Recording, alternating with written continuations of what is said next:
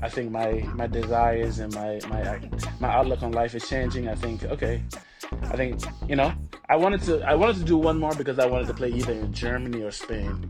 So I got the opportunity with Germany, and Welcome back to Pushing Your Peers podcast, the number one podcast in the region for living a progressive and happier life.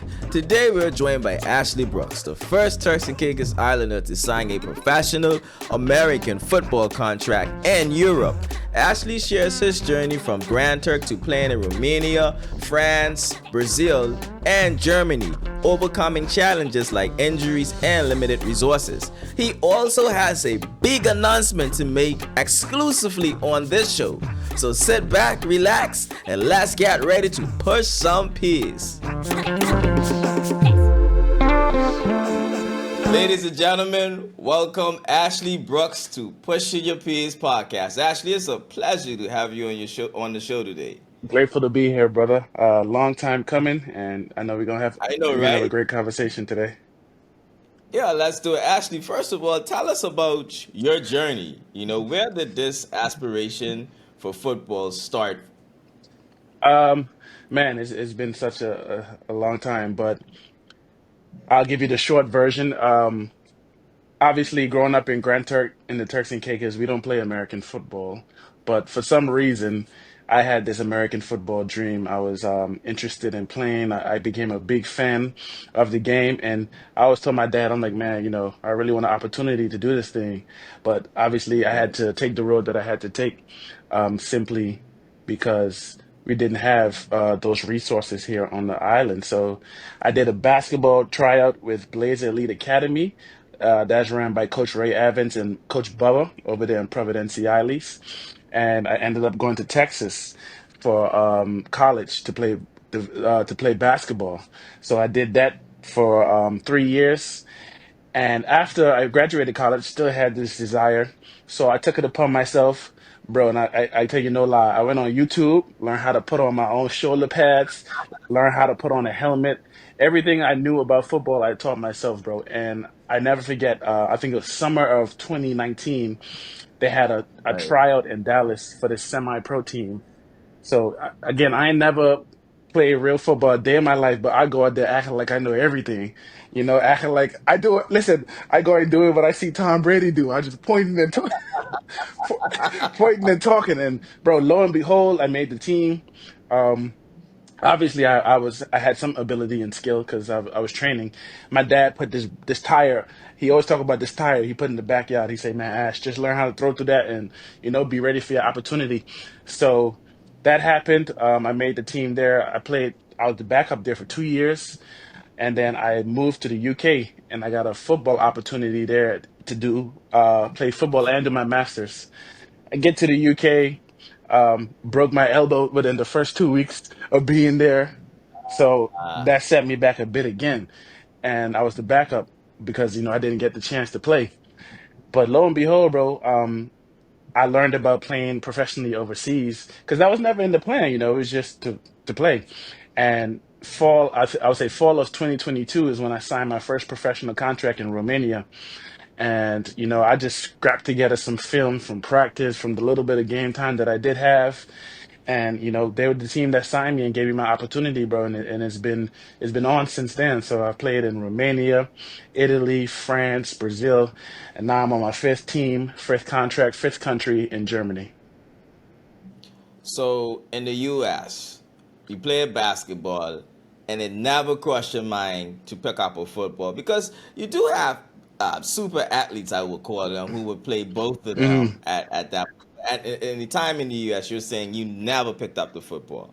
It was after your attendance that you decided to pick up the football. Yeah, so I mean, I always wanted to play. It's just I didn't have the opportunity. So the thing was, I earned a basketball scholarship because that's what I tried out for. So it was one of those situations where you got to do what you got to do until you can do what you want to do, right?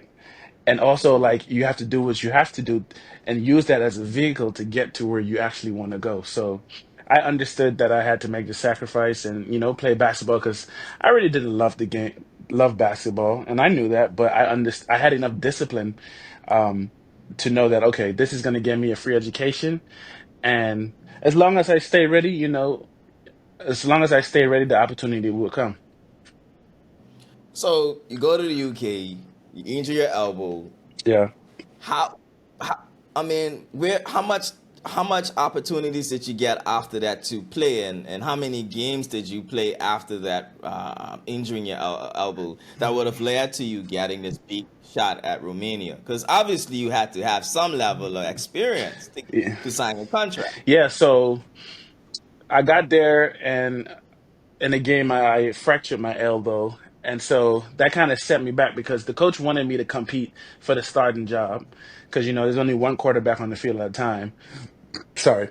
But after injuring my elbow, it's like, okay, well, the season's already going. We're going to stick with this guy and you just back him up. So if we scored a bunch of points, he'll put me in, after the starters are rested. And so I was able to show what I could do in those moments. So, I still played my game through touchdowns, through my mobility, just did whatever I could. And, after a few games of that, I had clips of highlights here and there, and I was able to put together a tape.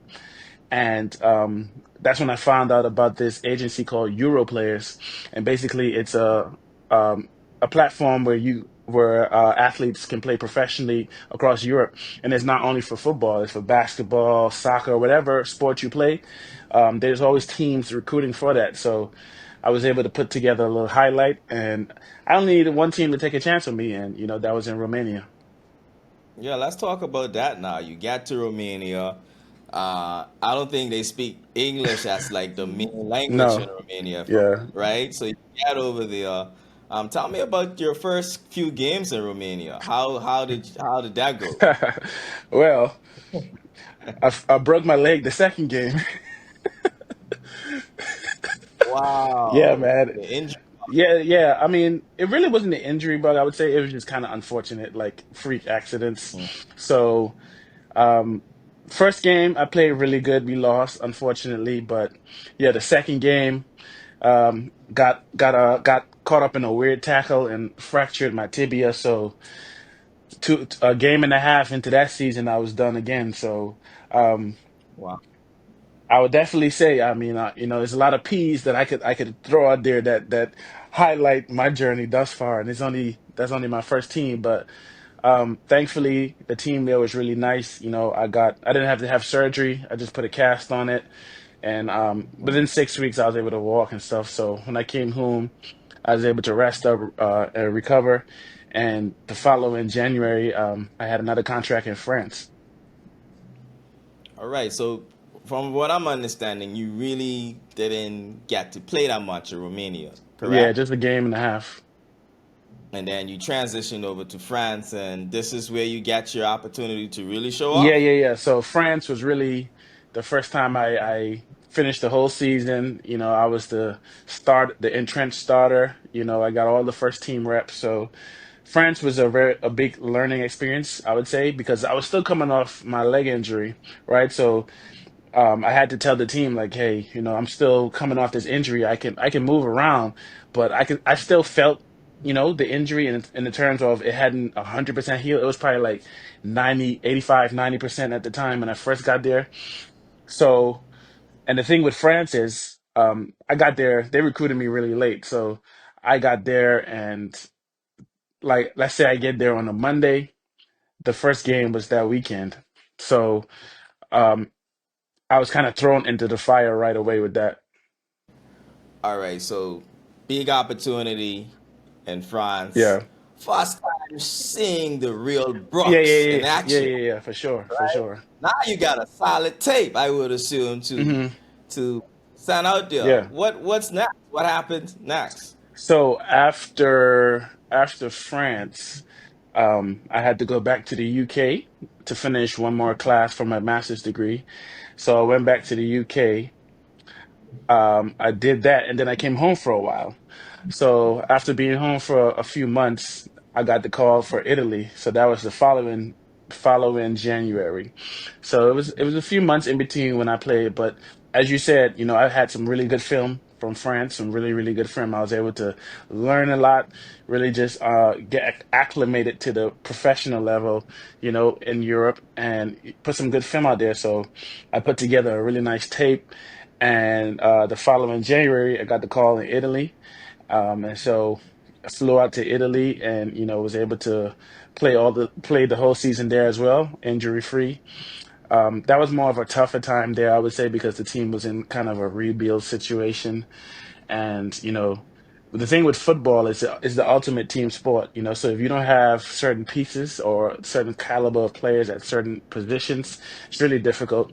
So that season was kind of a struggle, but at the same time, I got the opportunity to put film out there, get more experience, learn how to be more of a leader in the locker room and on the field. And so, yeah, when we got to Italy, um, it was an amazing place to live. Don't get me wrong, because the plus side of playing sports overseas or football overseas is you get to travel. So when I was in France, I was living a train ride away from Paris, so I could go to the Eiffel Tower every day if I wanted. When I was in Italy, I obviously jump on a train and I went to Venice, to Rome, to Milan, all these places, within a few hours. So that's always been a really good part of it. But yeah, after France, it was Italy. Then I went back to the UK one more time for a short stint, and then I got the call for Brazil. Now, Brazil. Brazil it was a really good experience. It was, man, that flight was so long getting over there. It was like 11 hours. 11 I Wow. flew from Paris straight to Brazil. Like I thought that plane never was gonna land, bro. But it's a Wow. beautiful country, beautiful. I mean, if you anybody who cuz the thing is, how people the media portrays certain places. If you never been there yourself, man, beautiful country. So Brazil, I played about 4 games in Brazil because they have a shorter season, but again, an amazing top tier experience. We made it to the playoffs. Unfortunately, we got bounced out in the first round, but man, it's been a career, bro. Like I tell people all the time, I never woke up one day and be like, man, I'm gonna be a pro football player and travel Europe. Like, I just love football. Like that's all I knew. Like I didn't have any other explanation. I love football and that's it. And here I look up again. Now I'm doing, speaking engagements and people are looking up to me because of what I've accomplished. Man, never in a million years I would have guessed I've been here. So you had that experience in Brazil. You got to play a lot of games. Hmm. Let's talk about the Brazil football experience. How was the team? Because you mentioned Italy team was pretty much in a Yeah. rebuild. Uh, so tell me about the season Br- in Brazil. Yeah. Yeah, so the season in Brazil went pretty well. I came in and I think they had already played 1 game, but they needed a quarterback, so they brought me in. And I think the game I played was like 2 weeks away. So we got in, got straight to work, got straight to practice, building chemistry with the guys. And yeah, we won. We won the first game I played in. I think I had like 3 touchdowns that game. So it was real exciting, and it was a good feeling, just to come in and be able to help them win and get back to the playoffs. I would say that the level of football in Brazil is different, obviously because the experience of the players. A lot of these teams, they depend on recruiting local talent or people who live there, and a lot of these people have never played before. So, is the teams that are really good have developed over the years and have been existing for a long time. So, um, but it was a healthy balance, I would say, of experienced players versus non-experienced, and me having played for a few years and being all the places that I did, I was able to come in and help the organization in terms of just understanding offense and just the mentality of having a winning culture, I would say. So man, I love that team in Brazil. I love the players, the coaches there, man. That probably was the most family environmented team I say I played on. Like the they're Wow. really great, man. They wanted me to come back, but I was like, man, I didn't know for sure because I knew I wanted to play in one more different country, but amazing, amazing human beings, man. I mean, I'm gonna miss playing because just for those experiences, you get to meet such amazing people in different walks of life. Like it's second to none. Now, Ashley, you are playing for the Knights. Yeah, Where? this is in Germany in a town called Rothenburg. Okay, Yeah. so you're hinting at something in your conversation. Is this your last team? Yeah, It sounds like it. yeah. I think this. Not I think. I know this is the last one. You just get to that point sometimes where you're whether it be a physical aspect or a mental aspect. And I've already played 4 years, 5 teams, traveled the world for free, all over the country, just enjoying it. And yeah, I definitely felt that coming on even last year. So Yeah. I think it takes a lot of introspection and to really consider a lot of things, but you know everything happens for a certain season. There's a time for everything under the sun, and I know that I'm ready to turn the chapter and start something different, be a bit more stable. Because packing up your life every couple of months ain't easy and fun, bro. I can Yeah, it get tiring, bro. Because it's like, man, I just moved here. I feel like I gotta pack up. It's be tiring, man. So it's fun, but as I'm getting older in age, and I think my desires and my outlook on life is changing. I think, okay, I think you know I wanted to do one more because I wanted to play either in Germany or Spain. So I got the opportunity with Germany and grateful for it. It's been great so far. But yeah, um, this the last one for me. And how long is the season, and how has the season been so far? So our season hasn't started yet. My first game is April 26th, and Oh, it nice. runs all the way through September. So we play about 12 games. So it's going to be my longest season I've ever played. So that's going to be exciting. Not my body's not looking forward to it, but nonetheless, it's going to be really fun. And yeah, we start on the 26th and we play straight until September. Let's talk about conditioning. The Sports Commission recently brought in a sports psychologist. Hmm. Uh, that's the mental component of it. Yeah, But let's talk about the preparation that goes into each season. You've played for 4 years, five different teams. yeah. What's the mental, physical, and emotional prep that goes into each season?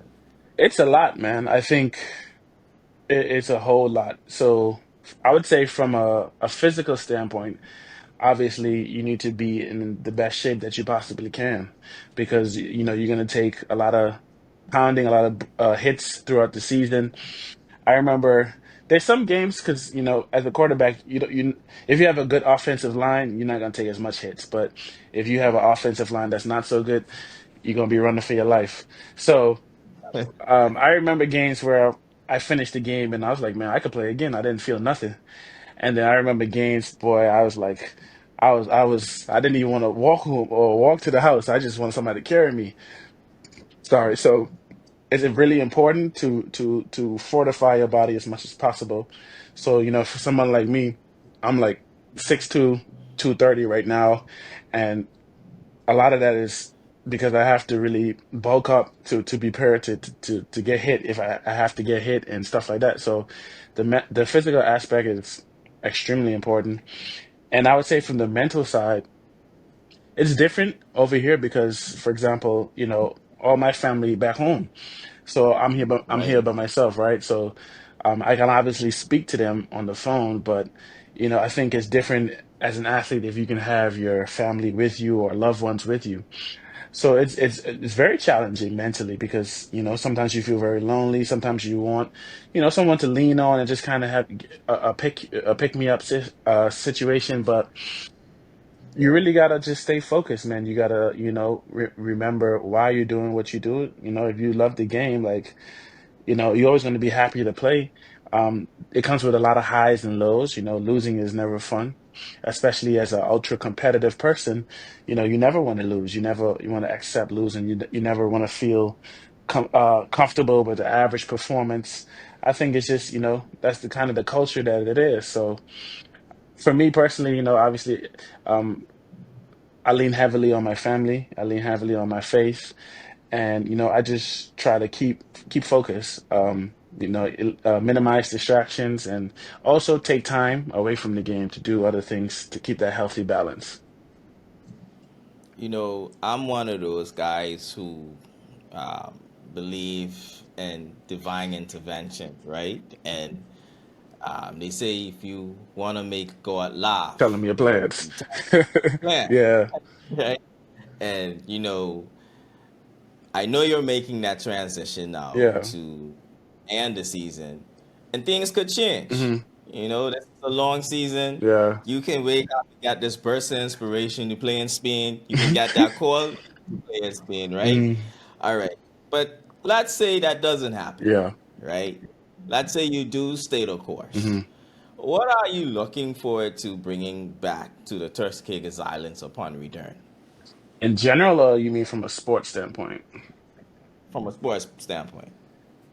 Man, I have a lot of ambitions, bro. I definitely being around the athletes, the organizations, the programs, the platforms that I've seen, it's only opened my eyes to really show me how much more we can get and do for our athletes in the Turks and Caicos Islands, bro. Like it's a passion of mine and something that I kind of fell into, like, right? So, because I never thought that I would be really passionate about young people or, mentoring.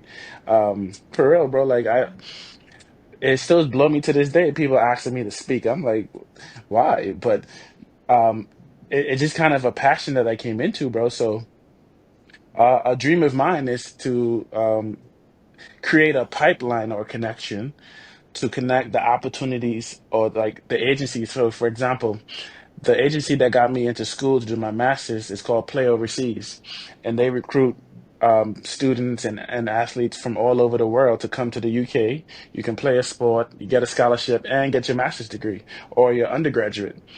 And for example, the way I stumbled upon that was on Instagram one day, literally just scrolling, and I'm like, man, this is an amazing opportunity. I applied right then, and a couple months later, I was in the UK. And so I was like, man, how many of our athletes at home could benefit from such a thing? And being a British overseas territory, that's an easy connection. A lot of people don't have the opportunity to study in America because, of the citizenship. But yeah, bro, like an organization like that, Play Overseas, I would like to connect also the Euro players. So after I graduated, the Euro players that allow you to play for professional teams. And I'm like, man, um, why don't we know about this at home? Why are these opportunities not available to our athletes? Because the Play Overseas platform, they do track, soccer, swimming, hockey, basketball, football, any sport that you could think of. They have schools looking for athletes. So a dream of mine is to create some kind of program that I can help connect the young people to these opportunities that I had because my road to getting where I was at was much more difficult, and being someone who traveled that road already, I want to give back in a way to say, hey, okay, this guy has potential. Let me put him in the program. Let me connect him with the people that I know and, allow him to have the opportunity. So I think the main thing for me, bro, is just trying to find ways to provide opportunities because that's what I feel is missing. It's not like we don't have the talent. It's not that you don't have the training and coaching now. Because my good classmate and friend of mine, Angela Garland, Delano Williams, those guys are doing a phenomenal job with training. So Yeah. now we have these really good athletes, and they need opportunities. So hopefully, a goal of mine is to create a program where okay, now you're ready to go. I'm the person I plug you in and get you out of here.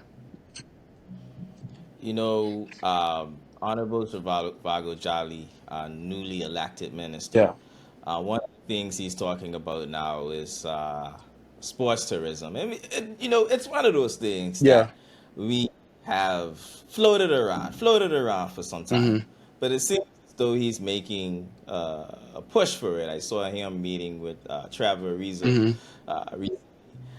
What's your views on sports tourism for the Turks and Caicos Islands? I think it's a huge opportunity. That was something that I thought about as well because how many world class athletes come here on vacation, right?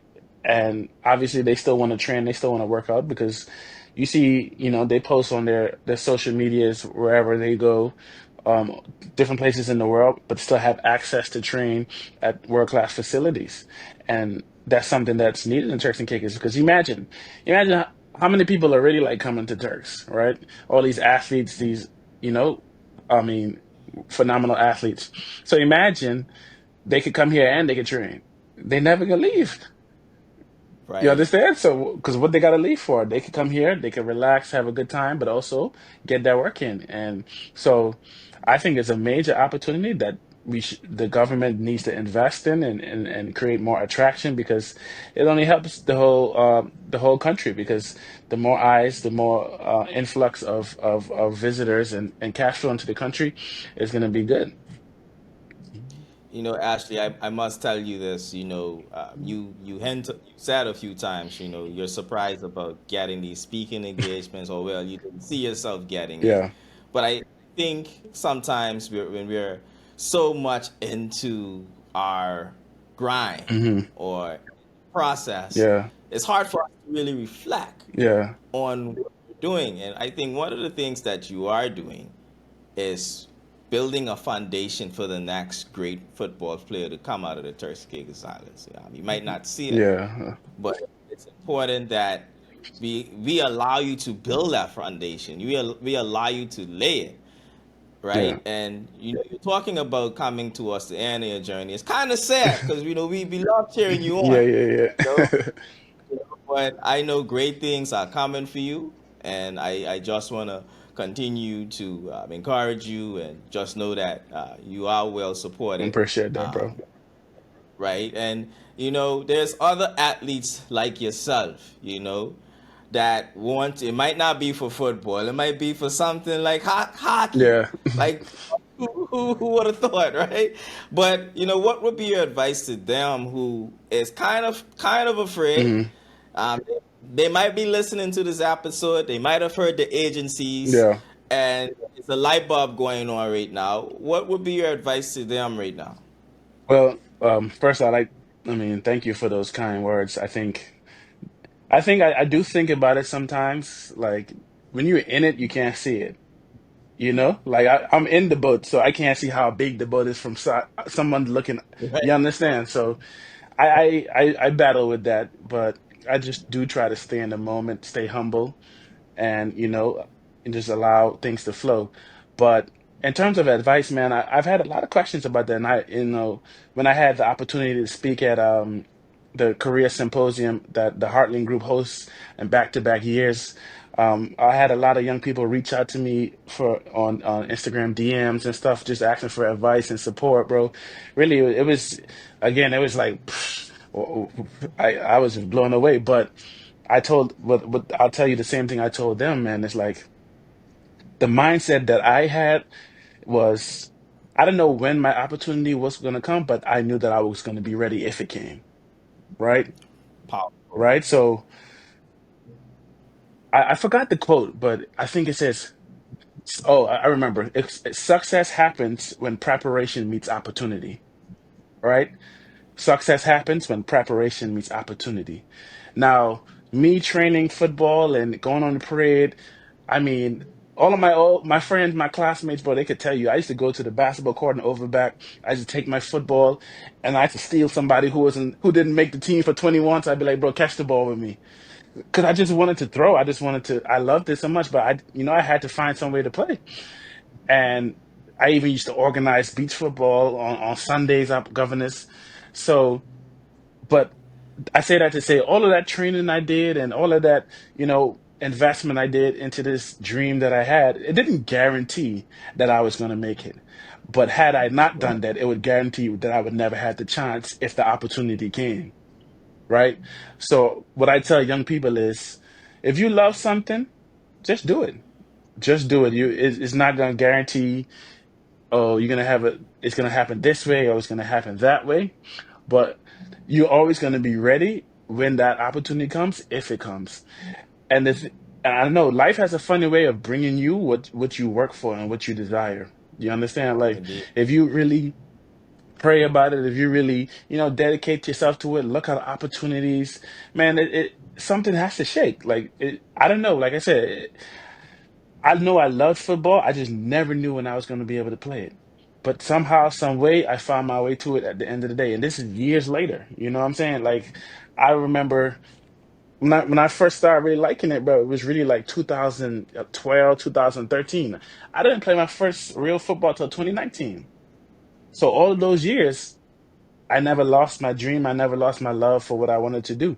So my advice is, if you really love something, do it from that love. You don't need nobody to co-sign you. You don't need nobody to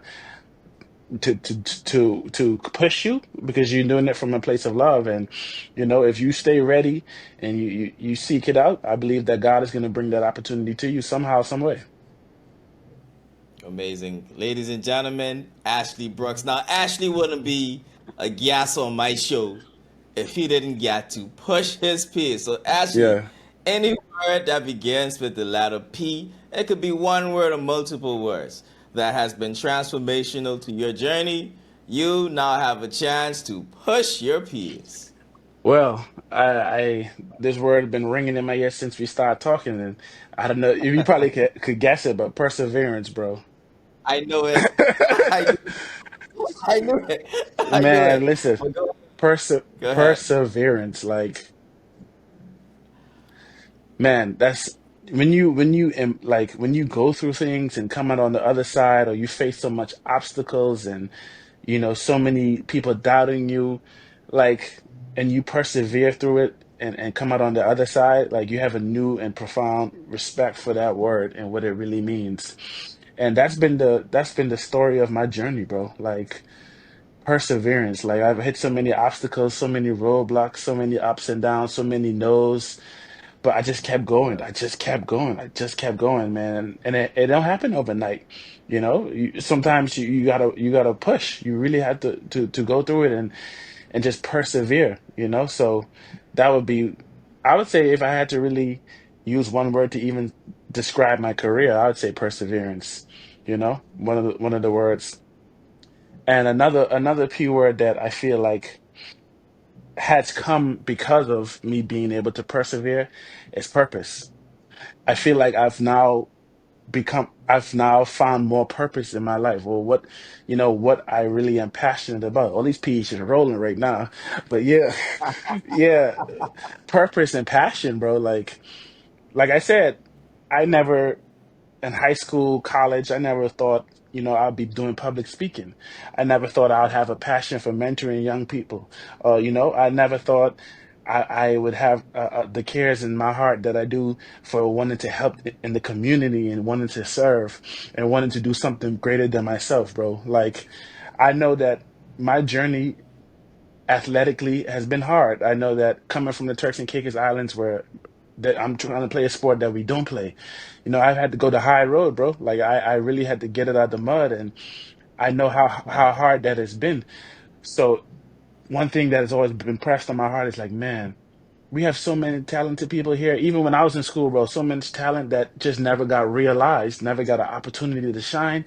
I was like, man, I want people to look at me, look at my career, and be like, man, if Ashley could do it, I probably could do it too. And the role that I want to play in that, bro, is helping as much as I can. So whatever that looks like, whatever that shapes up to be, bro, like, I'm gonna, use my platforms, use my story to encourage young people to chase their dreams, man. It don't matter if they don't do it here. It don't matter if people all around you don't see your dream. Your dream is your dream for a reason, not because that's not somebody else's dream, so they're not obligated to believe in it. Too many times people are relying on other people to believe in their dream, but God didn't give them that dream. He gave it to you.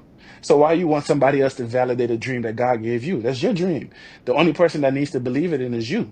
So yeah, bro, I think that, my journey has been one that I'm happy that people have been able to watch, because, like, okay, I can't tell you how many messages I get, bro, and I screenshot them all, because I'm like, it's just so surreal. It's just so surreal. People being like, man, you're inspiring me, and keep doing what you're doing. And it's crazy to think how many people are watching you, because, like I said, I'm in the boat right now, so Sure. I don't know the size of the boat, or I don't know who's watching, but people on the outside know everything, can see all of it. So I'm just really staying in the moment, bro, and I'm really grateful. I'm so grateful to be in this position, and I pray that God allows my life story to encourage whoever, and allow me to give back as much as I can. Ashley, there's two things on my mind right now. Um, it's that Grand Turk resilience, and it's something I spoke about um, on the live stream as a commentator. Yeah. You had all these schools in Provo. We had one school specifically with four coaches, Mm-hmm. right, and a track. Mm-hmm. Grand Turk came up here with none of that, Exactly. and could have walked away with the championships if they had won just a few more events. Think about that. And I think you embodied that. That the fact that you come from an environment where it seems as though these things are impossible, but that grit, that determination, you know, um, that's truly remarkable. And again, I mean, you say you surprised, but who after listening to this, who should have give this man a call to come on the stage? Yeah, bro. No, I, go yeah, ahead. yeah. I mean, it's just fun. I just think that, God's works in mysterious ways, man. And I think a true sign that you're in your purpose is you never plan to be where you're at.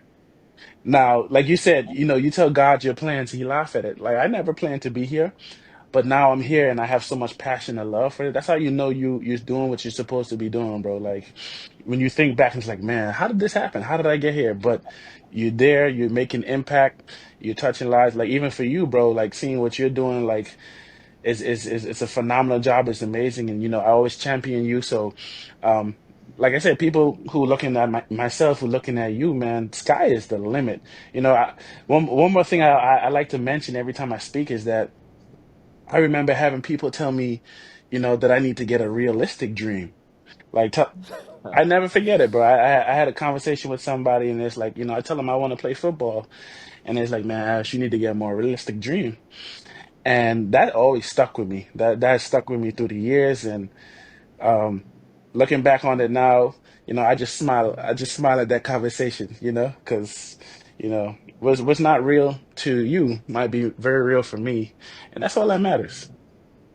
I love that. Ashley Brooks, ladies and gentlemen, a phenomenal athlete who is on the back end of one career, Yeah, but it's clear he's at the start of something even more great de- in the future. definitely, definitely. Ashley, two more Yeah, questions. The first one is a spin-off question I usually ask my guests. It can be any question. Are you ready? I'm ready. What meme best describes your life? Man, what meme best describes my life? Uh, oh, I got one that I love to use, man. I got one that I love to use. But it's basically like this picture of a girl as like a young child, and she's just making this real mischievous kind of smirking, laughing kind of face. I feel like I use that every day because everything is always I got jokes at everything. Yeah, I dibble dabble, and so it's just like I teeter the line sometimes, just to have a little fun. So I'm always trying to make somebody laugh and have a good time. So I would say that definitely describes me. amazing. Ladies and gentlemen, Ashley Brooks. Final question. Young Ashley Brooks, just coming out of high school. I know you mentioned you dropped so many gems, but something that you didn't talk about, right? What would be something that you would share with this young man right now coming out of high school that you didn't mention previously? Well, that's a heavy question, man. That if I wasn't the man I was, that'd make me emotional. But man, bro, I've learned so much. But what would I tell young Ashley coming out of high school? I just tell him take his time and be graceful with yourself. Be graceful with yourself. Don't be too hard on yourself. Learn from your mistakes, and keep your chin up, keep your head up. You know, Powerful. life comes with its ups and downs, but you're gonna make it. You're gonna make it. I remember specifically some days I'd be in some trouble or I'd be in something. And it's like, boy, I can't even see how I can make it to tomorrow. But tomorrow always comes, For And sure. yeah, I would tell him just, take your time with everything, man, one day at a time. One day, one of my favorite sayings, and I say this almost every day: "Don't rush the brush." Hmm. You can spell the paint. Exactly. That's a Exactly. local saying. Exactly. So that kind of reminds me Yeah. of that. Yeah, definitely. Actually, like you said, the conversation would flow, and it definitely did. Yeah. Yeah. Me Thank you so much. Me and you, Go me and ahead. you know how to do this, man. This ain't our first interview, You forget it. Right, right, right. We've been doing this. Yeah, man. Act like you're supposed to be here. Right, I telling you. But really, truly, thank you so much for coming on Always, bro. and doing this. And all, I'm not sure if you've made the announcement that this is your final season, but thanks for doing that on this platform. Yeah, You know, I told family and close friends, but you know, people see it when it happen. right, right. Well, I beat Wilkie Arthur to something tonight. Listen, boy.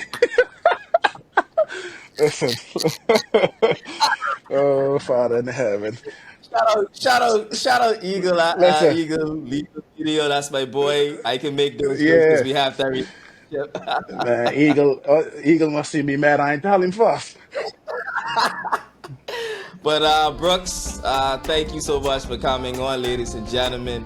Ashley Thank you, Brooks. man. You have a social media handle in this episode, so feel free to reach out to him for any advice. It has been a pleasure, and I'll see you next week on Pushing Your Peers podcast.